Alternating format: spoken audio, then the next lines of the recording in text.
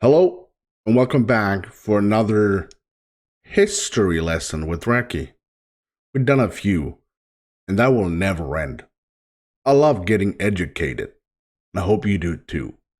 We're going back to OverSimplified today. I was going through all his awesome videos on his awesome channel. Go check it out. You find the link for the video we're about to see in the description, as well as the official channel of OverSimplified. Click it and subscribe. The one we're gonna watch today or react to is a kind of a short one. He calls it the mini war, or mini wars part 1, mini wars number 1, whatever you want. And it's all about the Falklands. The Falklands. My tongue is about to get swollen when I say that. The Falklands. Or in Swedish, Falkland, which is pretty much easier to say. Falklands. I know nothing about this war. I don't know who is in the war, what it's about, what's gonna happen, and why the crap is it almost 7.5 minutes long. It doesn't make any sense. But we're gonna find out why. Because we want to get educated. That's the main thing. Before we watch the video, we thank the awesome people of Recky J. And we start with the channel members. Thank you guys for the incredible support. We have the Patreon, the Patreons. You can see the list, and that's a bunch of awesome people right there. And of course, we have the Supreme Tier Donators. They get one of this. This is a postcard. And behind it, it's a personal message for you. You get that after 2 months. And of course, you get a shout out. Sharon, Pearson, buddasquirrel, and Bangtson. Now let's get educated. It's only 7 minutes long, Recky. But you can learn a lot in 7 minutes. Okay. Hi, English Mariner John Strong. Hi, Anthony Carey, 5th Viscount of Falkland. I would very much like for you to go to Chile and locate the wreck of a Spanish treasure ship for me. Okay.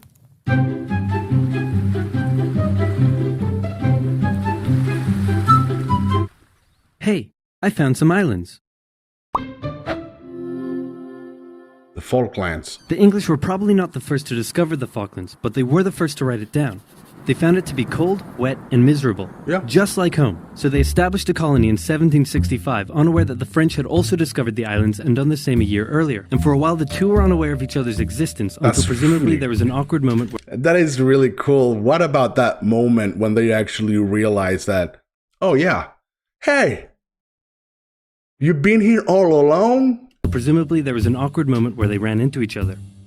Then the Spanish showed up and told the French that a couple hundred years earlier the Pope drew a line on a map and said all of this belongs to Portugal and all of this belongs to Spain, and that the island was in Spain's territory and they would like the French to hand over their settlement. Now, since the two were good friends and Spain was willing to pay in cash money, the French obliged. But since they were still a little bitter about the recent 7 Years' War thing, they made sure to warn the Spanish not to let those dirty English on the other side of the island take over. So Spain went over to the English and explained, Pope, line on map, Spain's island. And the English said, yeah, right, this is our island. But the Spanish had more guns, so they kicked them off anyway. Wow. But then England threatened to go to war. So Spain went to their friends in France and said, hey, it looks like stuff is about to go down. You in on this? And the French Minister of War said, yeah, and we'll launch a full-scale invasion of England and party like it's 1066. Wow. But then King Louis XV said, 1, you're insane, and 2, you're fired. Sorry, Spain, we're not ready for a war right now. So Spain had to give the English their settlement back, saying it's still our island, and the English said, no, it's our island. Then some colonists in North America got a bit rowdy, so the English had to leave their settlement to go focus on that. But they left behind a plaque that said this is totally still our island. So the island was in Spanish hands. But then a French guy, no, not that one, turned on the Spanish, took over most of the country, and captured King Ferdinand VII. And in response, the Spanish colonies in South America started vying for independence. So Spain had a little bit on its hands and also had to leave the islands. And for a couple decades, the islands were left uninhabited except for the penguins, some fishermen, and the gauchos, which are basically like cowboys but cooler and Spanisher. A merchant from Hamburg living in the now independent United Provinces of the Rio de la Plata heard about the feral cattle roaming the Falklands and thought it would be a good way to make some money. So he got permission from both Buenos Aires and the British government to set up trade there as a private venture. Some American ships came down and began hunting whales and seals around the islands, and Verney wasn't too happy about it. So he asked Buenos Aires for some military assistance in defending the islands, but Buenos Aires said, meh, do it yourself, gave him some weapons, and appointed him governor of the islands. So he seized the US ships and arrested their crews. Well, that is just unrealistic. You can't carry a whale. In response, two things happened. First, America came down and said, nice settlement you have there. Would be a shame if someone destroyed it. And then they destroyed it. Oh shit. Second, Britain heard Verney had been appointed governor, meaning the United Provinces, actually now the Argentine Confederation, were officially claiming the islands as theirs. So Britain showed up and said, hey, didn't you see our plaque? And since they had more guns, they kicked them off the island. And the Falklands remained firmly in British hands for the next century. They officially became a crown colony in 1840. Port Stanley became the island's capital in 1845. The cattle hides from the island weren't worth much, so they imported sheep from Britain in 1851. 2 world wars came and went, and all this time the Argentinians never rescinded their claim over the islands. Now it's 1976, and after a couple civil wars, a new brutal military dictatorship sponsored by the US fight against communism has taken control in Argentina, and by 1981, this guy was in power. The economy had been struggling for a long time, and Galtieri had been unable to improve the situation. Okay, are you tagging along? There will be a quiz after this one. Now, if you ever find yourself the brutal military leader of a struggling South American country and you start getting into hot water, here's a bit of advice that has been tried and tested throughout the centuries. Start a war to distract everyone from their misery. Galtieri knew how popular he would be if he could finally take back Argentina's last Malvinas from the occupying British. There had been proposals to cut British military spending, and the ice patrol vessel HMS Endurance had been withdrawn from the area. So the Argentinians assumed the British may not even bother doing anything about the invasion. After easily capturing the largely uninhabited South Georgia island, 600 Argentine troops were sent to the Falklands. The small number of Royal Marines and other British forces stationed there put up a small amount of resistance, but in the end had to surrender to the larger Argentine force. Crowds in Argentina celebrated the news, but they were wrong to assume the British would do nothing, because the person in charge of the United Kingdom at the time was this lady. Thatcher was a Iron Lady, Margaret Thatcher. Somewhat controversial prime minister, but whether you loved her or hated her, there was no denying that she was tough. Like metal.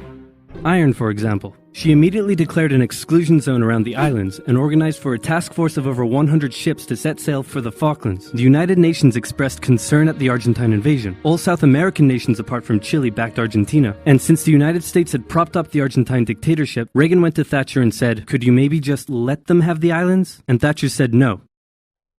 Okay, here, have some weapons. Fighting a war over 8,000 miles from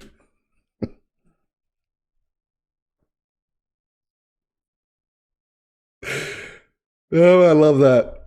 Please. Okay, here's some guns. Stop the Argentine dictatorship. We're gonna watch Reagan that went again. to Thatcher and said, could you maybe just let them have the islands? And Thatcher said no. No. Okay, here, have some weapons. Fighting a war over 8,000 miles from home was a logistical challenge for the British. They requisitioned civilian cruise ships and containers, and they used British-owned Ascension Island as a forward base. By the time they arrived at the Falklands in May, the Argentine forces had had time to entrench themselves. The first task for the British was to gain control of the seas, which they did easily. On the 2nd of May, a British submarine sank an Argentine cruiser. The sinking was controversial, as it occurred outside the British exclusion zone. It was also the largest loss of life in a single incident during the war. And in response, the Argentine Navy withdrew from the islands. The next task for the British was to gain air superiority. While the Argentine Air Force controlled the skies, they were able to inflict considerable damage on the Royal Navy below. Days after the sinking of the General Belgrano, 2 Argentine super-étendards carried out a raid on the HMS Sheffield and sank it with an Exocet missile. For weeks, the Argentine Air Force would continue to carry out raids. One thing. Oh my God, the video is almost always like over. What was the importance of the island? It couldn't be the cows. It was just ownership.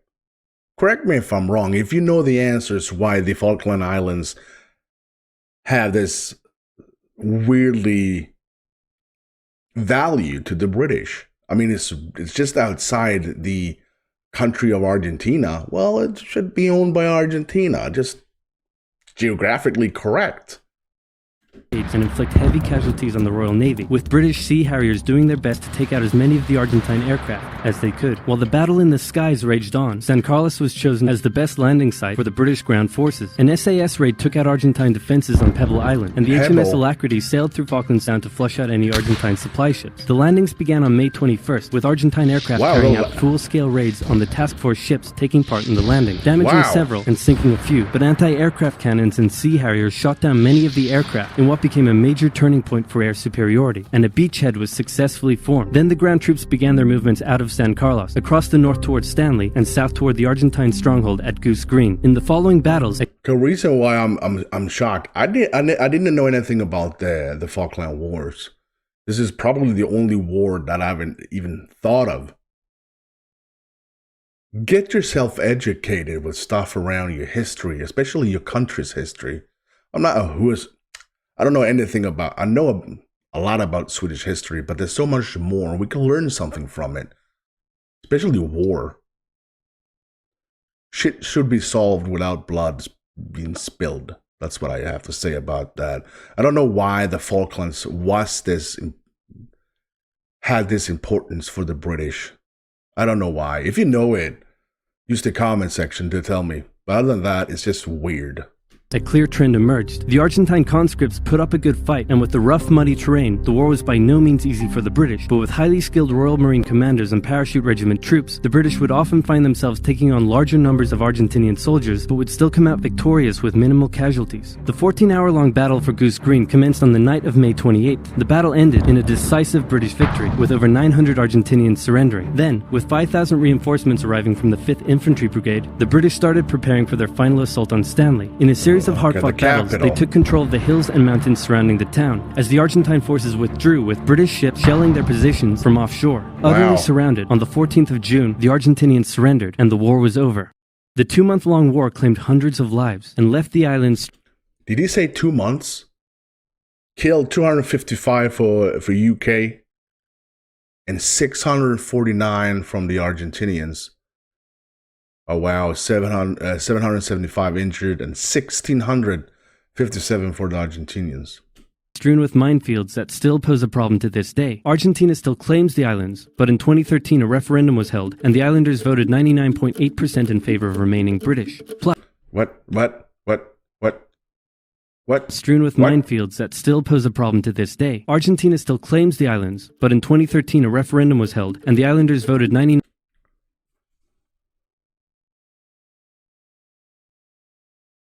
So they had a referendum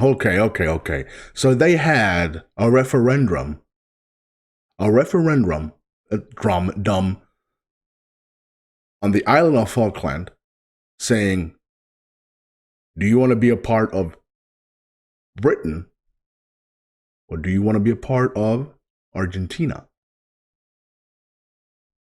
So I guess there's 1,516 people living on Falkland Islands, and only 3 of those actually wanted, we want to be a part of Argentina. That is intense. 99.8% in favor of remaining British. Plus, oil was just found near the islands, so the British probably aren't going to give them up anytime soon. Wow, there was probably some oil in that. That's a game changer, right? United States, that's a game changer. Shut up, Recky. Shut up.